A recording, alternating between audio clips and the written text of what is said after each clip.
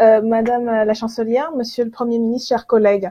Je voudrais vous interpeller aujourd'hui sur la question de l'urgence climatique. Comme vous le savez, un projet de rapport du groupe d'experts intergouvernemental sur l'évolution du climat, rendu public la semaine dernière, rappelle à quel point nous sommes d'ores et déjà en état extrêmement avancé sur ce sujet. Il indique notamment que dépasser le seuil des 1,5 degrés de hausse de température pourrait entraîner progressivement des conséquences graves pendant des siècles et parfois irréversibles, et que à ce stade, l'humanité n'est pas armée pour faire face à la dégradation certaine de la situation. Il se trouve que en Allemagne et en France dernièrement, des lois ont été élaborées et votées sur ce sujet, et toutes ont été jugées par l'ensemble des organisations non gouvernementales comme insuffisantes par rapport aux enjeux. Et en fin d'année 2021, deux réunions importantes sur les questions de biodiversité et de climat vont avoir lieu en France.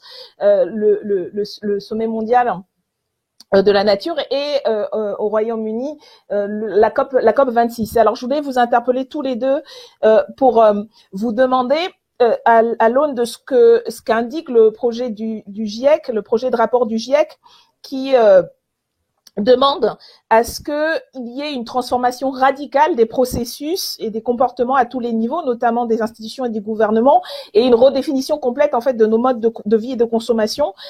Quelle est, selon vous, une des mesures de transformation radicale, et je dis radicale, que porte aujourd'hui votre gouvernement pour répondre à l'enjeu de la situation en matière de changement climatique? Merci, Madame la Première ministre. Madame la Chancelière, vous aurez 30 secondes chacun. Oui, alors je vais aller très vite en rappelant que le Conseil européen, Madame la députée, de décembre 2020, a adopté un objectif de réduction des émissions nettes, vous le savez, de 55% d'ici 2030. Et si je signale ça, ça veut dire que l'Union européenne est désormais le premier grand émetteur à relever ses engagements. Et ça veut donc dire que lorsqu'il y aura la COP26, vous n'avez pas cité, mais qui se tiendra, vous le savez, à Glasgow, eh bien, nous serons, enfin, l'Union européenne sera parmi les États, les zones du monde les plus ambitieuses en matière de lutte contre le réchauffement climatique. Et pour répondre à votre question, parce qu'il y a très peu de temps, en fait, je pense que c'est surtout une batterie de mesures. C'est pas une mesure emblématique. Il faut agir sur tous les domaines, les transports, le logement, la consommation, et c'est l'objectif de la loi climat. Merci, Monsieur le Premier ministre. Madame la Chancelière. Ja, danke schön. Merci.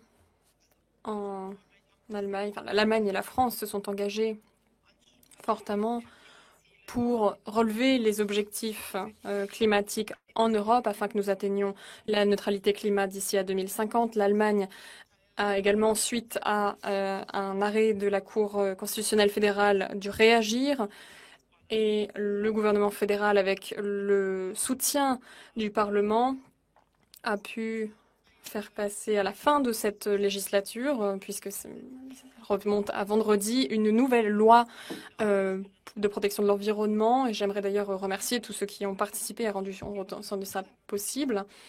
Notre objectif pour 2030 a été encore relevé pour 60% de réduction des émissions de CO2. Donc au-delà encore de l'objectif européen, je pense que ces deux éléments sont essentiels.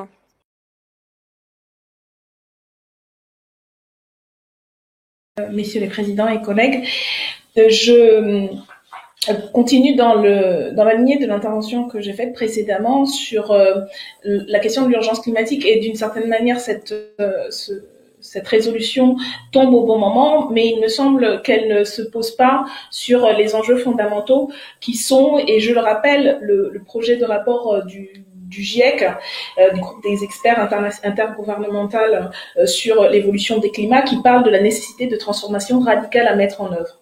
Or, dans cette résolution, qui en fait se résume à appuyer les déclarations et les mesures prises par les gouvernements en France et en Allemagne, et la stratégie mise en œuvre ou présentée par la Commission européenne, il me semble qu'on passe à côté justement de cette urgence et de la nécessité de mettre en œuvre ces transformations radicales qui sont demandées aujourd'hui, qui sont exigées par la jeunesse à travers le monde entier et puis qui sont constatées, dont la nécessité est constatée par des rapports depuis des décennies sur l'accélération en fait du changement climatique et sur le fait que s'il nous reste encore du temps aujourd'hui pour adapter nos sociétés à ce qui est en cours, il va falloir y mettre des moyens fondamentaux et surtout il va falloir changer complètement la manière dont nos sociétés et nos économies notamment sont organisées.